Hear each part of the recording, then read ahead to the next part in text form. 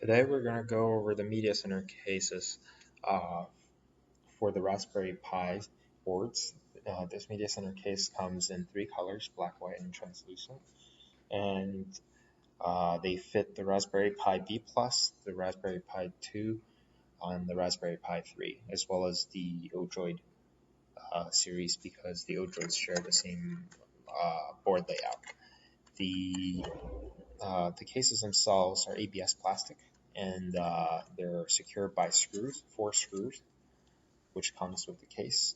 And it's a three-piece case with ventilation in the front and all of the I/O ports on the board. It does not expose the GPIO or the CSI and DSI connectors.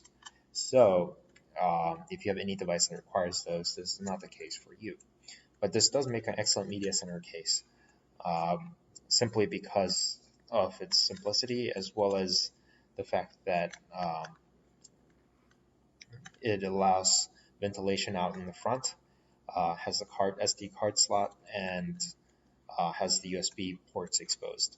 So it's pretty much you hook up your wireless keyboard and mouse for it, insert your SD card, and you're good to go with this case. And since it's so durable, it will protect it from any damage or abuse from the side, as well as dirt uh, and other things and static electricity that will harm this device.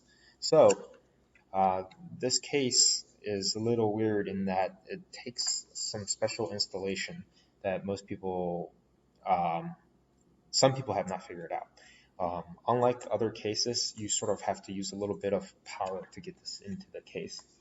First, what you do is you line up the I/O ports, and then you push down, uh, down, and then this is seated in, but it doesn't line up. You see the holes do not line up. And this is the problem people typically run into, and they say, oh, your case doesn't fit. The way you adjust this problem is you have to use some muscle power. You grab the front and the back of the board, right? And then using your other hand, you grab the case. And what you do is you shake the board. And then that will get everything in place. So now suddenly all the the holes will line up, and the I/O ports are correctly seated into their proper positions on the board. So, um, so it does take some finesse, but it's just you got to remember, you just grab the front and the back of the board, rotate like this, and everything will go in properly. So, um, for the Raspberry Pi 3, the Raspberry Pi 3 does not have a spring in the SD card slot. So what happens is it's sometimes a little more difficult to remove. You just got to be careful. So, and the beautiful thing is that when this comes out, this piece comes off and it doesn't lock the SD card. I've seen other cases where people try to take the board out without taking this piece out, and it breaks the board. But this case won't suffer from that problem because this piece falls out. And as for the SD card problem, so if this was a Raspberry Pi 3, there would be no spring in the SD card slot. So for a Pi 2, you can easily just do that, and it comes right out.